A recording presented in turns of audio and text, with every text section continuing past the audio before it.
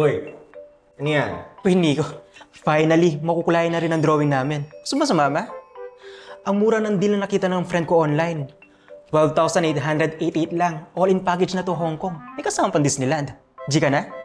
Saglit, tingin nga. Mukhang mura nga. Pero send mo muna sa akin yung link. Sure. Ang mura nga ng travel deal na to. Sigurado ako, mabenta to sa mga gustong-gusto na rin makapag-travel at nailabas ang plano ng barkada sa GC nila.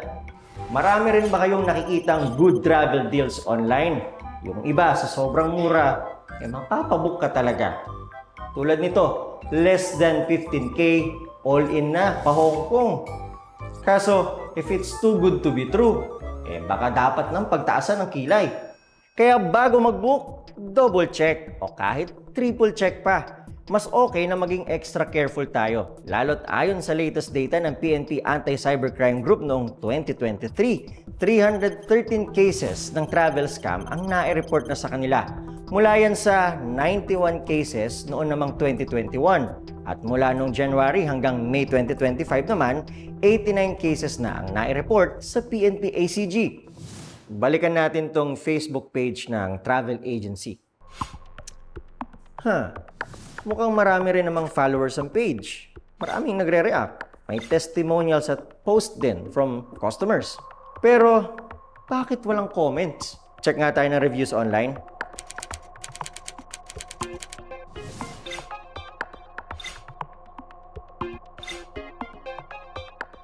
Scam alert! Maraming nagsasabi na fake daw ang travel agency na to. Coincidence lang kaya?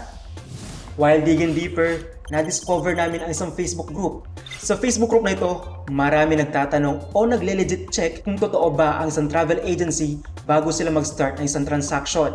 At sinubukan namin search ang pangalan ng travel agency na ito sa search bar. Ang resulta, ilang members na pala ng group ang nabiktima ng naturang travel agency. At meron na rin ilang posts na warning against this specific travel agency. Sa isang post, nakita namin ang mga dokumento na sinend ng travel agency sa isang potential customer para patunayan ang kanilang legitimacy. Merong Certificate of Registration from BIR, Business Permit mula sa Bacolod City LGU, may certificate din from Philippine Travel Agencies Association Incorporated o PTAA, at mayroon ding Certificate of Membership sa CAITO o Calabarzon Alliance of Independent Tour Operators Incorporated. Bacolod ang business permit pero member sa Calabarzon? Red flag! Sinubukan namin mag-reach out sa mga naging biktima ng di umano'y fake travel agency na ito. Nag-message kami sa kanila para tanungin sa naging experience at transaction nila sa naturang agency. Pero marami sa kanila hindi pumayag sa interview. At yung iba, hindi talaga sumagot. Pero may isang pumayag magpa-interview, si Mary. Hindi niya tunay na pangalan. Noong April, nagplano magbakasyon ng pamilya ni Mary sa Thailand. Kaya naghanap sila ng travel agency na mapagbibigay ng travel insurance para sa kanilang upcoming travel. Dito niya na-discover ang agency na ito. Madaling araw daw nag-message si Mary sa agency at mabilis naman itong nag-reply. Accommodating naman daw ang agency. At dahil nga maraming posts at followers ito, nakumbinsi sila na dito na lang kumuha ng travel insurance. Pero pagkatapos na magbigay ng bayad ni Mary, wala na rin paramdam ang agency. At nakailang follow-up pa sila rito.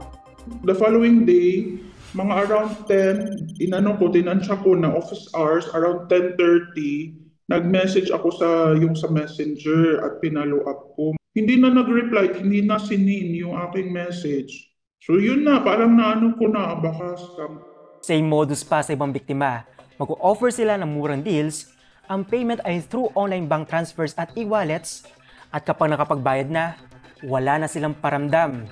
Ang iba, binablock pa nga. Pero aside sa mga posts ng mga nabiktima ng travel agency na ito, may mga posts din ng testimonial mula sa mga di umano'y customer na nakapag-book mula sa travel agents na ito. Gaya na lamang nito. Pero kapag kinlik ang nakatag na page, ibang Facebook page na ang lumalabas. Sa unang tingin, normal na Facebook page lang. Kaya naman nung chinek namin ang page transparency ng account na ito, dito namin na-discover na noong January 18, 2025 lang nagawa ang account na ito. At 3 beses na itong nakapagpalit ng pangalan.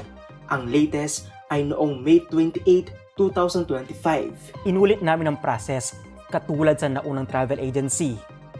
At sinearch namin ang Facebook page name nito at katulad sa naunang travel agency, may mga post din na nagche-check kung legit nga ba ito.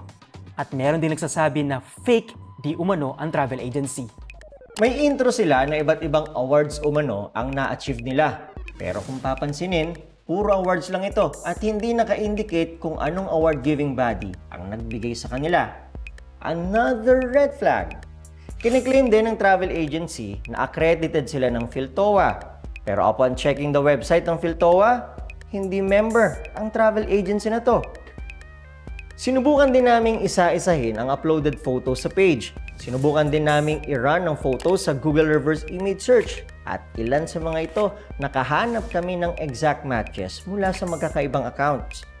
Gaya nitong post na to, nakita namin ang exact same post mula sa Instagram account ng ibang travel agency. Kiniklaim pa nila na nag-book daw sa travel agency nila sina Kapuso Stars, Dennis Trillo at Jenilyn Mercado. At ilang post din ang na-discover namin na may exact matches mula sa ibang account. At dahil sa mga suspicious activity ng travel agency na ito, we dug deeper. At dito namin na-discover na hindi lang pala iisang account ang gamit ng di umano'y fake travel agency na ito, kundi maraming Facebook pages. Abangan sa part 2 kung paano nga ba makakaiwas sa fake online travel deals.